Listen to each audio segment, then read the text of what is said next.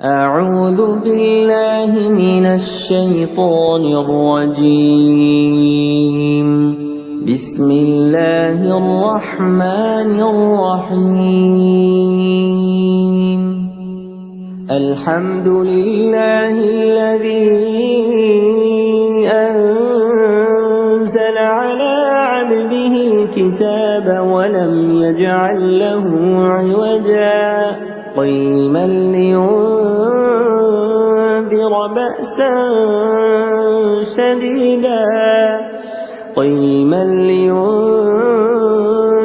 بأسا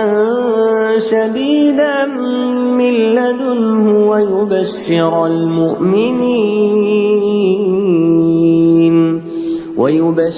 المؤمنين الذين يعملون الصالحات أن لهم أجرا حسنا ماكثين فيه أبدا وينذر الذين قالوا اتخذ الله ولدا ما لهم به من علم ولا لآبائهم كبرت كلمة تخرج من أفواههم إن يقولون إلا كذبا فلعلك باخع نفسك على آثارهم إن لم يؤمنوا بهذا الحديث أسفا إنا جعلنا ما على الأرض زينة لها لنبلوهم أيهم أحسن عملا وإنا لجاعلون ما عليها صعيدا جرزا أم حسبت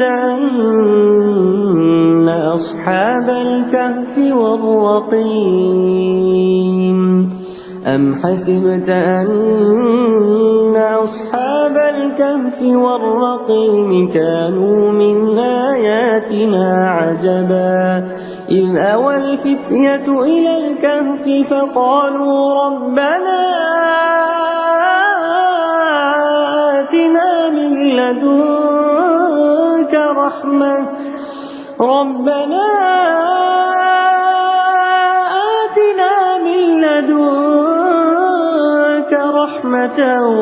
وهيئ لنا من أمرنا رشدا فضربنا على آذانهم في الكهف سنين عددا ثم بعثناهم لنعلم أي الحزبين يحصى لما لبثوا أمدا نحن نقص عليك نبأهم بالحق إنهم فتية آمنوا بربهم وزدناهم هدى وربطنا على قلوبهم إذ قاموا فقالوا ربنا رب السماوات والأرض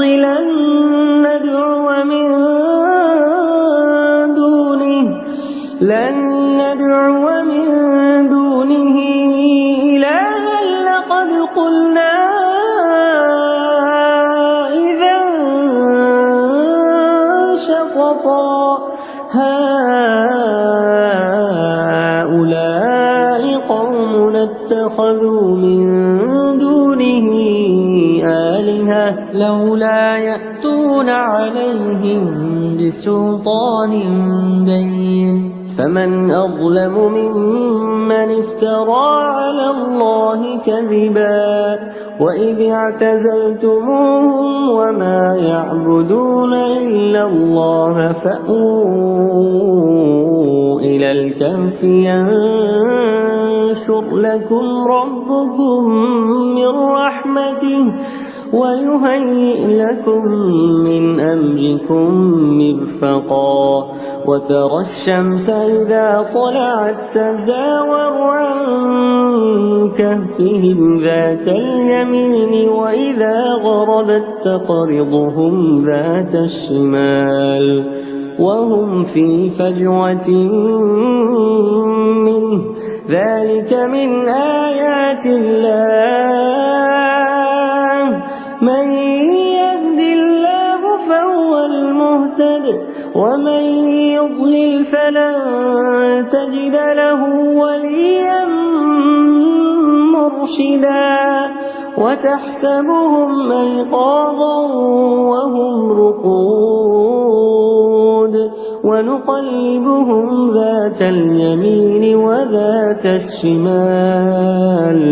وكلبهم باسط ذراعيه بالوصيد لو اطلعت عليهم لوليت منهم فرارا ولملئت منهم رعبا وكذلك بعثناهم ليتساءلوا بينهم قال قائل منهم كم لبثتم قالوا لبثنا يوما أو بعض يوم قالوا ربكم أعلم بما لبثتم فابعثوا أحدكم بورقكم هذه إلى المدينة فلينظر أيها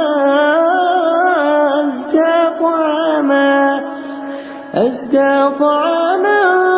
فليأتكم برزق منه وليتلطف ولا يشعرن بكم أحدا إنهم إن يظهروا عليكم يرجموكم أو يعيدوكم في ملتهم ولن تفلحوا إذا أبدا وكذلك أعثرنا عليهم ليعلموا أن وعد الله حق وأن الساعة لا ريب فيها إذ يتنازعون بينهم أمرهم فقالوا ابنوا عليهم بنيانا ربهم أعلم بهم قال الذين غلبوا على أمرهم لنتخذن عليهم مسجدا سيقولون ثلاثة رابعهم كلبهم ويقولون 5 سادسهم كلبهم رجما بالغيب ويقولون 7 وثامنهم كلبهم قل ربي أعلم بعدتهم ما يعلمهم إلا قليل فلا تمار فيهم إلا مراء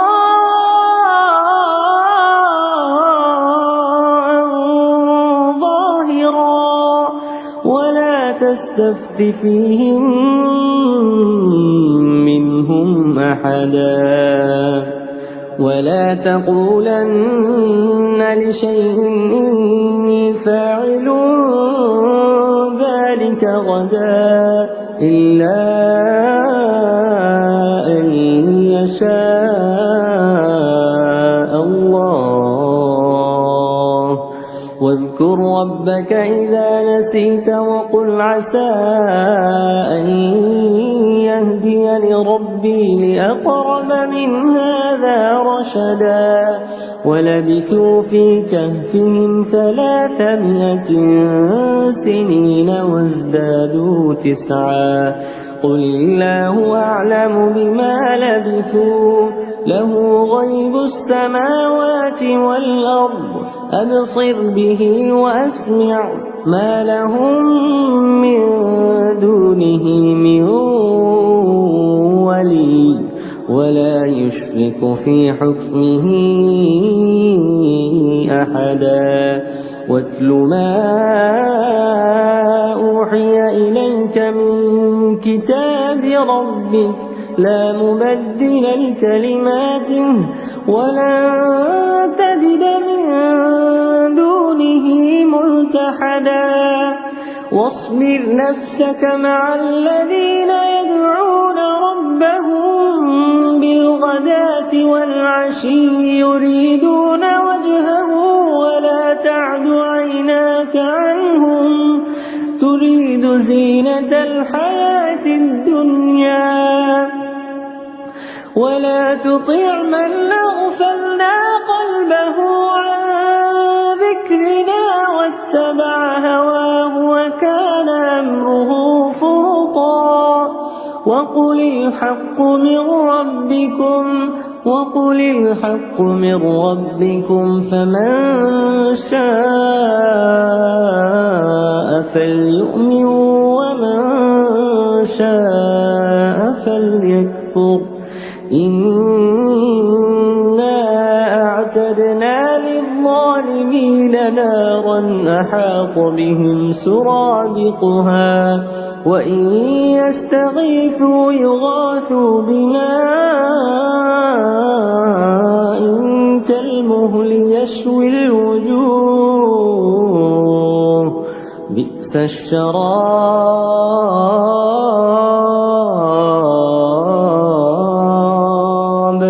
وساءت مرتفقا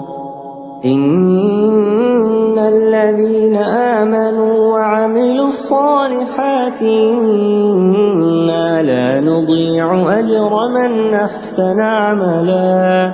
أولئك لهم جنات عدن تجري من تحتهم الأنهار جنات عدن تجري من تحتهم الأنهار يحلون فيها من أساور من ذهب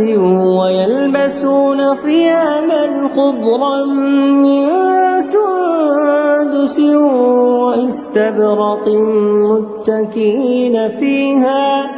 متكئين فيها على الأرائك نعم الثواب وحسنت مرتفقا واضرب لهم مثلا الرجلين جعلنا لأحدهما جنتين من أعناب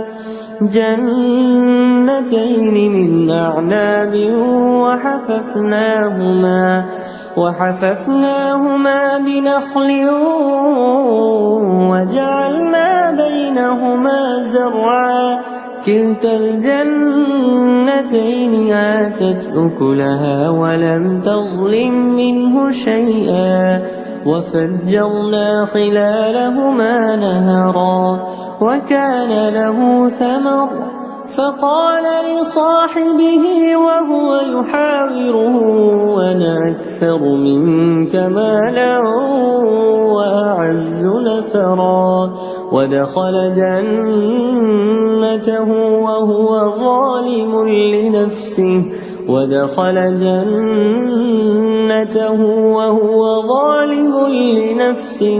قال ما أظن أن تبيد هذه أبدا وما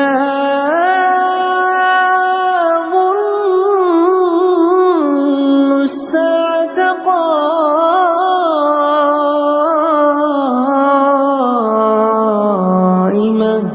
ولئن رددت إلى ربي لأجدن خيرا منها له صاحبه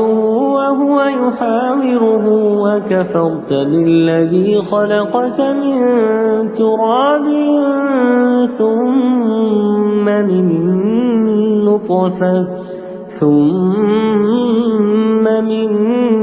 نطفة ثم سواك رجلا لكن هو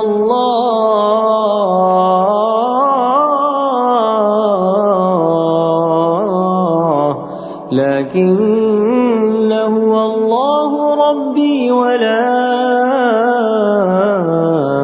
أشرك بربي أحدا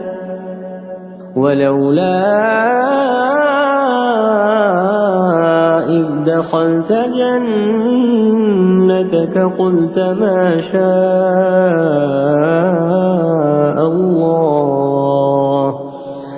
ما شاء الله لا قوة إلا بالله إن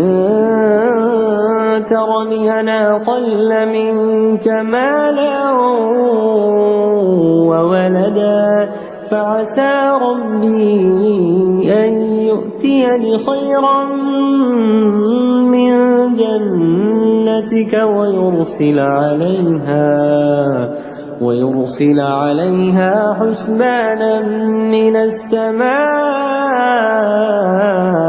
فتصبح صعيدا زلقا أو يصبح ماؤها غورا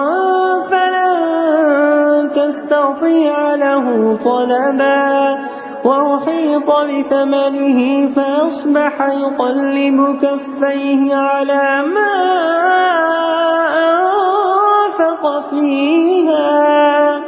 أنفق فيها وهي خاوية على عروشها ويقول يا ليتني لم أشرك بربي أحدا ولم تكن له فئة ينصرونه من دون الله وما كان منتصرا هنالك الولاية لله الحق هو خير ثوابا وخير عقبا واضرب لهم مثل الحياة الدنيا كماء أنزلناه من السماء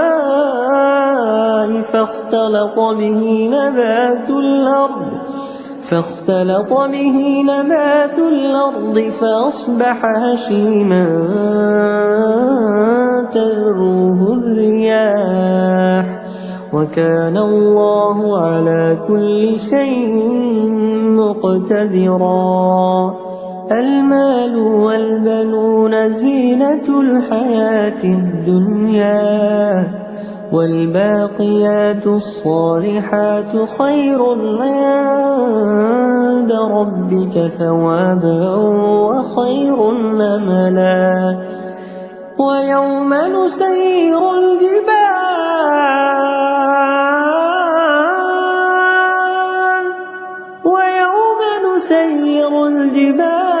وترى الأرض بارزة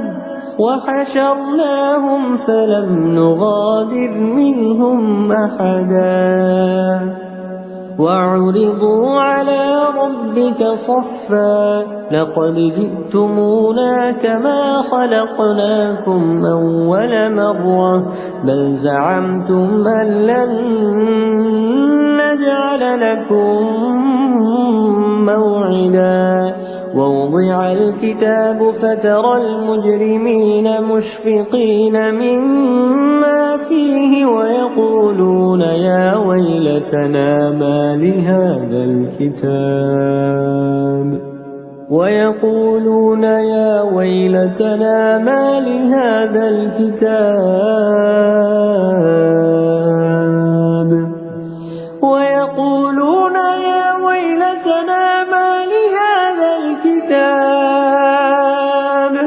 لا يغادر صغيرة ولا كبيرة إلا أحصاها ووجدوا ما عملوا حاضرا ولا يظلم ربك أحدا وإذ قلنا للملائكة اسجدوا لآدم فسجدوا إلا إبليس كان من الجن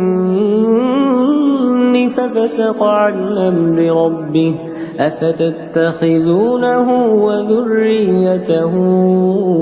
أولياء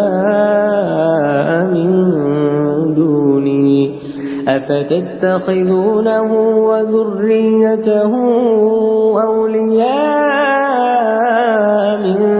دوني وهم لكم عدو بئس للظالمين بدلا ما أشهدتهم خلق السماوات والأرض ولا خلق أنفسهم وما كنت متخذ المضلين عضدا ويوم يقول نادوا شركائي الذين زعمتم فدعوهم فلم يستجيبوا لهم وجعلنا بينهم موبقا ورأى المجرمون النار فظنوا أنهم مواقعوها ولم يجدوا عنها مصرفا ولقد صرفنا في هذا القرآن للناس من كل مثل وكان الإنسان أكثر شيء جدلا وما منع الناس أن يؤمنوا إذ جاءهم الهدى ويستغفروا ربهم إلا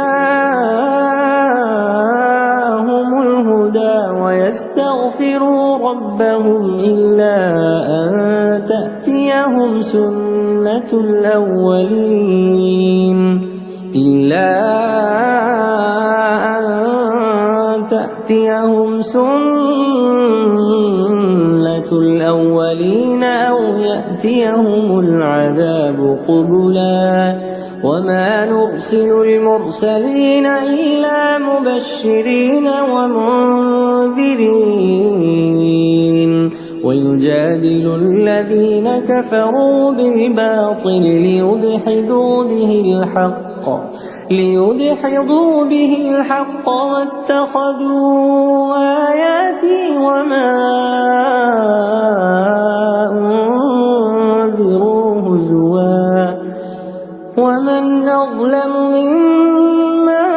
ذكر بآيات ربه فأعرض عنها ونسي ما قدمت يداه إنا جعلنا على قلوبهم أكنة أن يفقهوه وفي آذانهم وقرا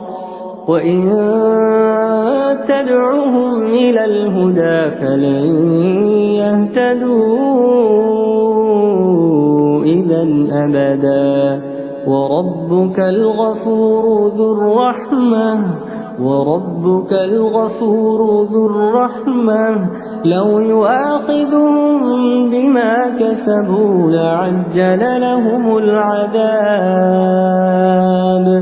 لو يؤاخذهم بما كسبوا لعجل لهم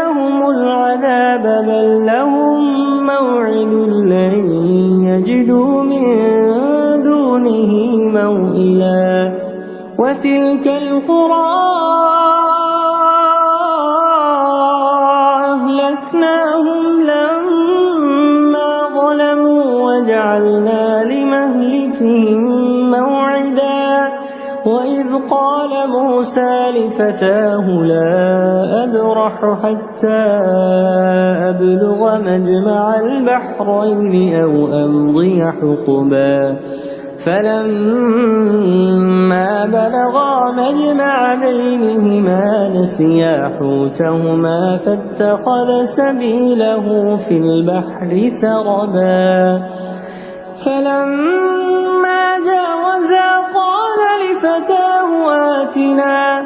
فلما جاوزا قال لفتاه آتنا غداءنا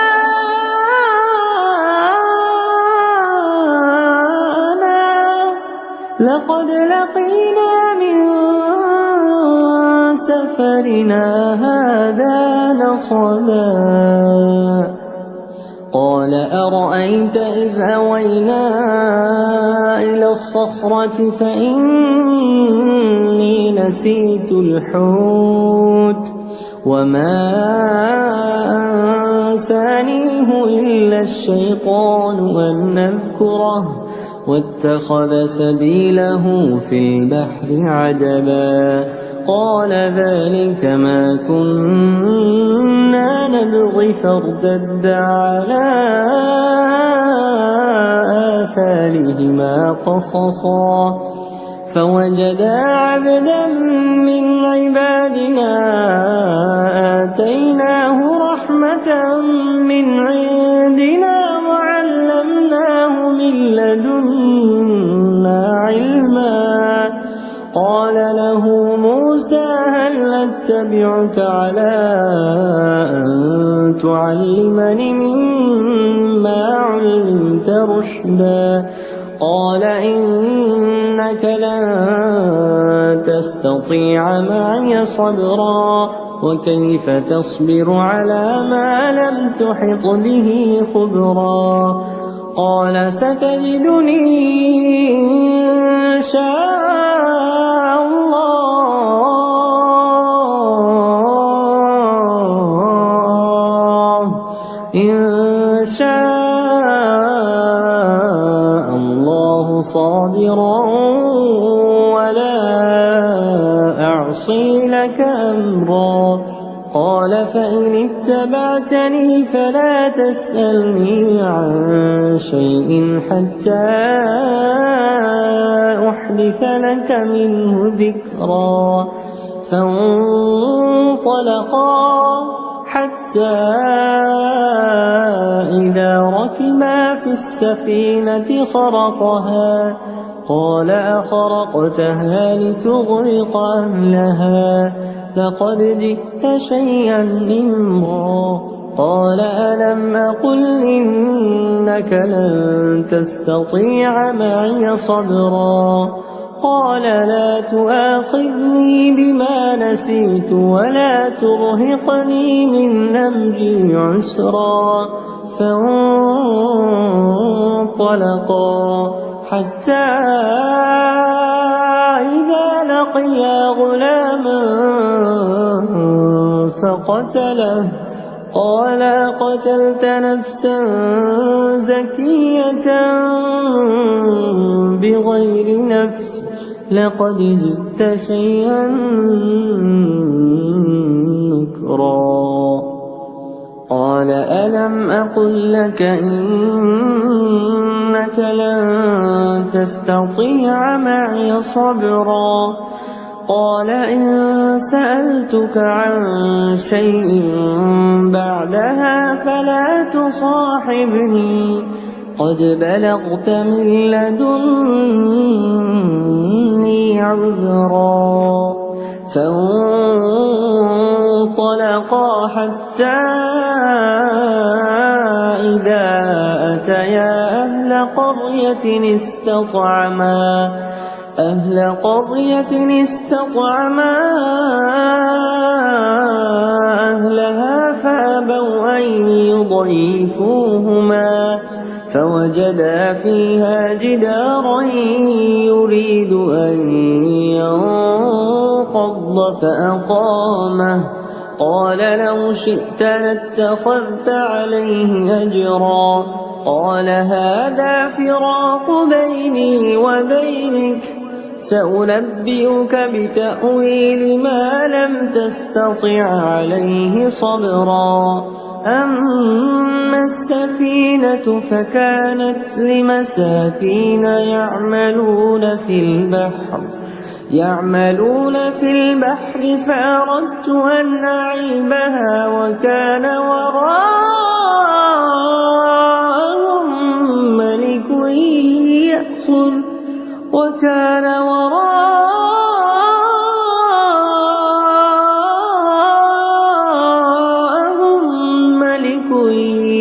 يأخذ كل سفينة غصبا وأما الغلام فكان أبواه مؤمنين فخشينا أن يرهقهما طغيانا وكفرا فأردنا أن يبدلهما ربهما خيرا منه زكاة وأقرب رحما وأما الجدار فكان لغلامين يتيمين في المدينة وكان تحته كنز لهما وكان أبوهما صالحا فأراد ربك أن يبلغا أشدهما ويستخرجا كنزهما رحمة من ربك وما فعلته عن أمري ذلك تأويل ما لم تسطع عليه صبرا ويسألونك عن ذي القرنين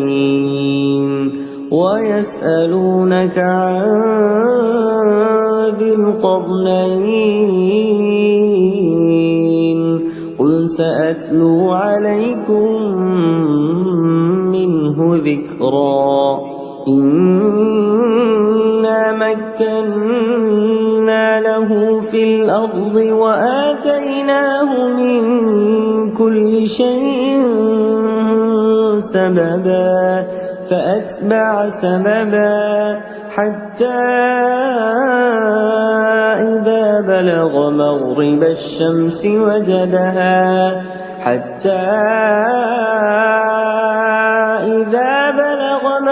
الشمس وجدها تغرب في عين حمئة ووجد عندها قوما قلنا يا ذا القرنين إما أن تعذب وإما أن تتخذ فيهم حسنا قال أما من ظلم فسوف نعذبه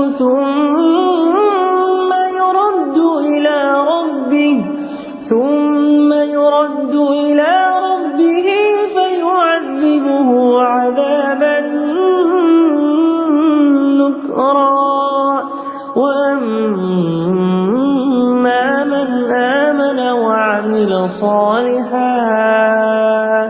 فله جزاء الحسنى وسنقول له من أمرنا يسرا ثم أتبع سببا حتى إذا بلغ مطلع الشمس وجدها تطلع على قوم لم نجعل لهم من دونها سترا كذلك وقد أحطنا بما لديه خبرا ثم أتبع سببا حتى إذا بلغ بين السدين وجد من دونهما قوما لا يكادون يفقهون يفقهون قولا قالوا يا ذا القرنين إن يأجوج ومأجوج مفسدون في الأرض فهل نجعل لك خرجا على أن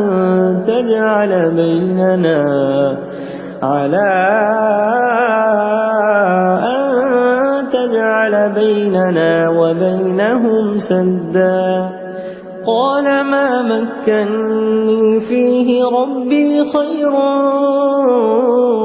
فأعينوني بقوة أجعل بينكم وبينهم ردما آتوني زبر الحديد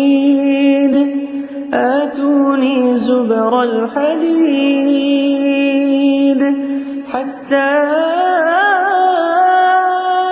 إذا ساوى بين الصدفين قال انفخوا حتى إذا جعله نارا قال آتوني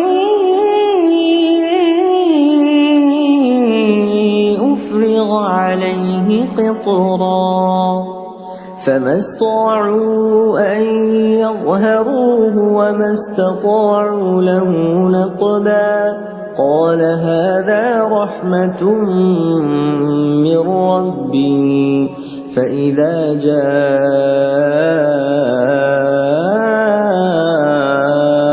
وعد ربي جعله دكا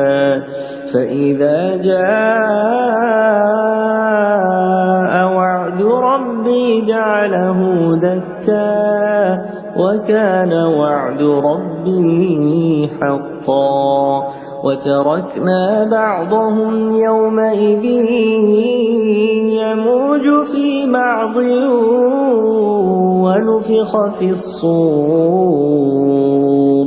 ونفخ في الصور فجمعناهم جمعا وعرضنا جهنم يومئذ للكافرين عرضا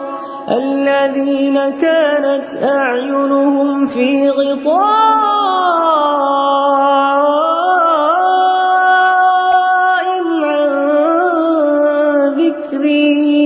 عن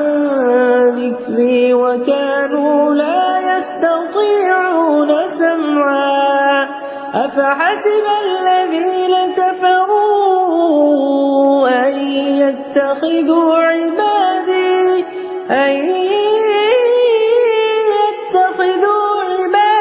من دوني أولياء إنا أعتدنا جهنم للكافرين نزلا قل هل ننبئكم بالأخسرين أعمالا الذين ضل سعيهم في الحياة الدنيا وهم يحسبون أنهم يحسنون صنعا أولئك الذين كفروا بآيات ربهم ولقائه فحبطت أعمالهم فلا نقيم لهم يوم القيامة وزنا ذلك جزاؤهم جهنم بما كفروا واتخذوا آياتي ورسلي هزوا إن الذين آمنوا وعملوا الصالحات كانت لهم جنات الفردوس نزلا خالدين فيها لا يبغون عنها حولا قل لو كان البحر مدادا لكلمات ربي لنفد البحر قبل أن تنفد كلمات ربي ولو جئنا بمثله مددا قل إنما أنا بشر مثلكم يوحى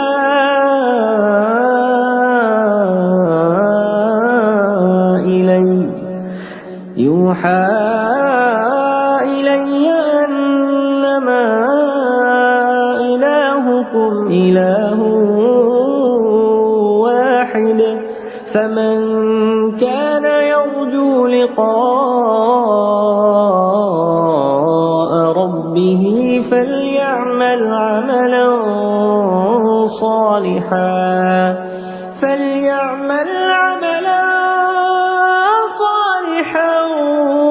ولا يشرك بعبادة ربه